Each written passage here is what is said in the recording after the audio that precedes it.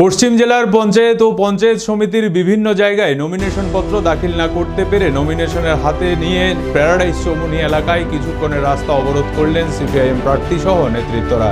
তাদের দাবি অতি সত্বর তাদের নমিনেশন অনলাইনে না হলে অফলাইনে নিতে হবে। এই পথ অবরোধে সামিল হয়ে পবিত্রকর সাংবাদিকদের মুখোমুখি হয়ে বলেন, বামফ্রন্টের নগর পঞ্চায়েতের জন্য সর্বাধিক প্রস্তুতি গ্রহণ করেছে। বামফ্রন্টের উদ্যোগে সিপিআইএম প্রার্থীরা 11 তারিখেই পশ্চিম জেলায় 17টি আসনে মনোনয়ন জমা দিয়েছে।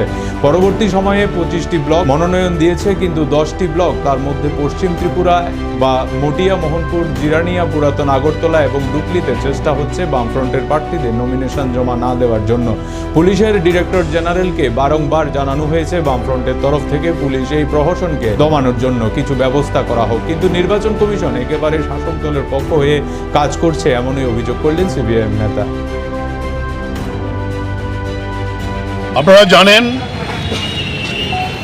বামফ্রন্ট এবং সিপিআইএম পঞ্চায়েত নির্বাচনের জন্য আমরা সর্বাধিক প্রস্তুতি গ্রহণ করেছি।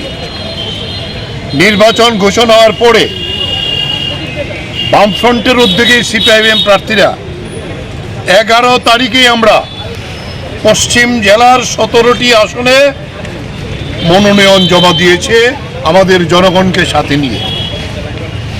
এরপর বিভিন্ন ব্লকে ব্লকে পঞ্চায়েত সমিতি এবং পঞ্চায়েতের মনোনয়ন আমরা রাজ্যের বেশিরভাগ 35টি ব্লকের প্রায় 25টি ব্লকে আমরা দিয়েছি, কিন্তু 10টি ব্লক, তার মধ্যে পশ্চিম ত্রিপুরার বামটিয়া, মোহনপুর, সেখানে জিরানিয়া, পুরাতন আগরতলা এবং আজকে ডুকলিতে চেষ্টা হচ্ছে এখনো দিয়ে দেওয়ার জন্য।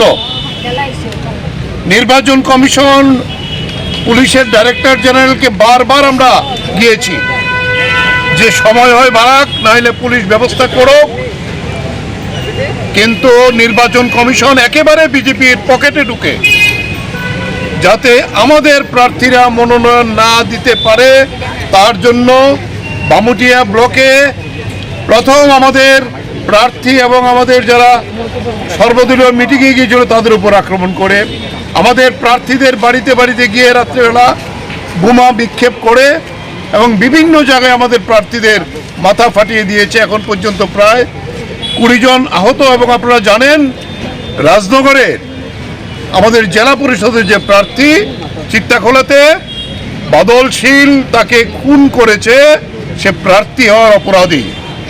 এই হলো ত্রিপুরার গণতন্ত্রের অবস্থা। গোটা দেশেই তার প্রতিবাদ হচ্ছে।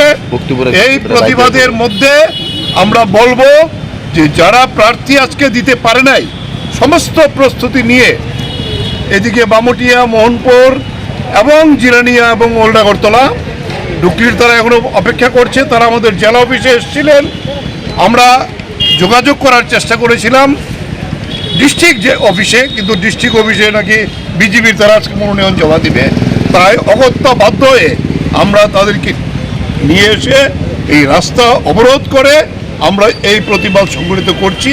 আমাদের প্রার্থীরা তাদের প্রার্থী পদের কাগজ নিয়েই আমাদের কাছে এসেছিল, তাই আমরা তো আর তাদের কোনো জবাব দিতে পারবো না। এই ত্রিপুরার মানুষের কাছে এই জবাব আমরা চাইব। এই হলো বিজেপি, তার গণতন্ত্র, এই হলো মুখ্যমন্ত্রী, বিজেপির গণতন্ত্র গোটা দেশে যা চালিয়েছে, তবে বেশি দিন আর চলবে না।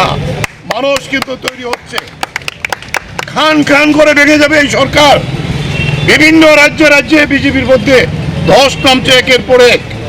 বলে এই জায়গায় দাঁড়িয়ে আমরা বলবো, আমাদের সমস্ত বামপন্থী শক্তি, বিজেপি বিরোধী শক্তিকে আমরা একত্রিত করে এই চেষ্টা করেছিলাম।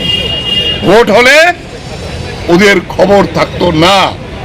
এই জায়গায় দাঁড়িয়ে আমরা এই প্রতিবাদে আমরা বলবো, আমাদের প্রার্থীরা, আমাদের সমর্থকরা এখানে আগরতলা শহরের রাজধানীতে এই প্রতিবাদ আমরা সংগঠিত করছি। এই তারা কোনখানে জমা দিল রে নমিনেশনটা? Bamutia block, Mohanpur block, Jirania block, পুরাতন আগরতলা ব্লক। ডুকলির তারা চেষ্টা করছে এখনো, পুলিশ যদি দেয় আমরা ডুকলি দেখে যাব। আমাদের প্রার্থীরা ডুকলি আমাদের অফিসে অপেক্ষা করছে। আজকে তেপানিয়া ব্লকে লাঠি নিয়ে দাঁড়িয়ে আছে, এর আগেও তেপানিয়া ব্লক আমাদের মেরেছে। মাতারবাড়ি ব্লকে লাঠি নিয়ে দাঁড়িয়ে আছে। নলছড়ে আমাদের প্রার্থীরা দিতে পারছে না। খোয়াইতে একই অবস্থা তৈরি করেছে, তেলিয়ামোড় একই অবস্থা তৈরি করেছে, কল্যাণপুর একই অবস্থা তৈরি। এখানে শুধু পশ্চিম জেলার এই 4টি ব্লকের লোকেরা এখানে এসে। টোটাল কতজন এসেছে যারা দিতে পারছে না? এখানে যারা দিতে পারছে না প্রায় 50 জন। আজকে তো পঞ্চায়েত সমিতি এবং পঞ্চায়েতে 50 জনের উপরে প্রার্থী এখানে এসছে। আপনাদের ডিমান্ডটা কি এখন? তার ডিমান্ড আমরা বলেছিলাম অনলাইনে নেওয়ার জন্য। আমরা এখান থেকে গিয়ে আবার সবগুলো অনলাইনে পাঠাবো, তারা নৌক আর না নোক। সময় বাড়ানোর দাবি আছে। আমরা তো হাইকোর্টে গেছি, মহামান্য হাইকোর্ট যদি বিচার করে বাড়ায় তাহলে আমরা নিশ্চয়ই আমরা দেব। আমরা প্রস্তুত আছি। আমরা এখান থেকে গিয়ে আমাদের অফিসে আমরা ইমেইলে সব আবার কপিগুলি পাঠাবো। Thank you.